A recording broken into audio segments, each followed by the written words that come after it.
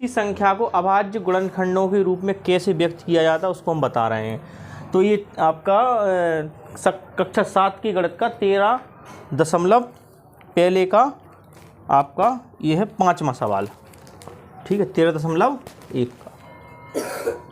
आगे चलते हैं उससे, तो कितना लगा 648 के गुणनखंड करेंगे तो सबसे पहले हम इसको 2 से भाग देंगे। आपको कैसे पता चलता है कि 2 से भाग, ये आप किसी भी संख्या के पीछे 0, 2, 4, 6, 8 यदि ये अंक किसी भी संख्या में इकाई का रूप में लिखे हैं तो वो संख्या सम संख्या कहलाती है, और सम संख्या में हमेशा 2 का भाग पूरा चला जाता है, ठीक है। तो 2 का भाग दें इसमें, 2 तिया 6, 2 दूनी 4, 2 चौको 8, फिर 2 से फिर देंगे 2 एकम 2, 2 छिक्के 12 और 2 दूनी 4, ठीक। फिर 2 से देंगे 2 अट्ठे 16, 2 एकम 2।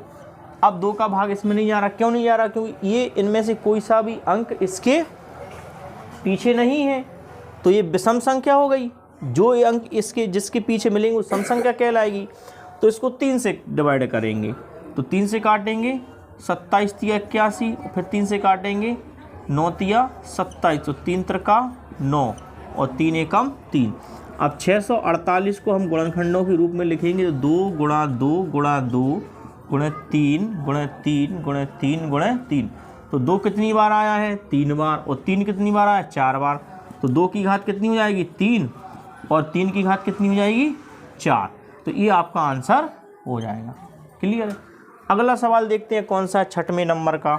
तो 6वें नंबर पे लिखा है सरल कीजिए। क्या लिखा है?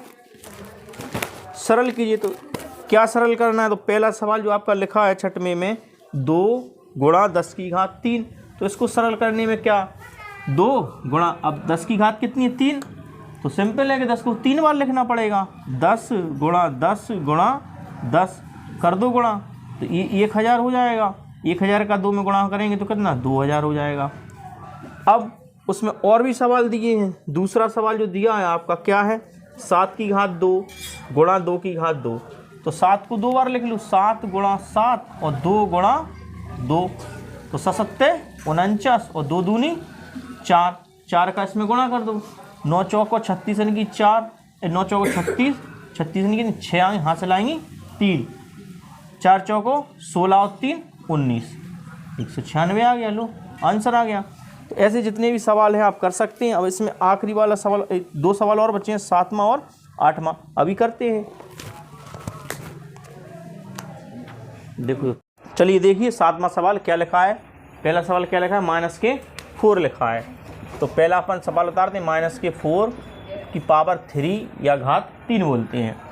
तो 3 बार लिखेंगे, 4 गुणे -4 गुणा -4, 4 चौको 16 और 16 चौको 64। अब बात आती है ये प्लस में उत्तर आएगा या माइनस में उत्तर आएगा। तो आप देख लीजिए, अगर माइनसों की संख्या गुणा में सम है तो उत्तर प्लस में आएगा। अगर माइनसों की संख्या विषम है तो उत्तर विषम में। तो माइनस का गुणा माइनस में, माइनस, और माइनस गुणा माइनस। कैसे? कि माइनस का गुणा माइनस में होता है तो उत्तर प्लस में आता है, और प्लस का गुणा प्लस में होता है तो उत्तर प्लस में आता है। माइनस का गुणा प्लस में होता है तो माइनस, और प्लस का गुणा माइनस में होता है तो माइनस। समझे?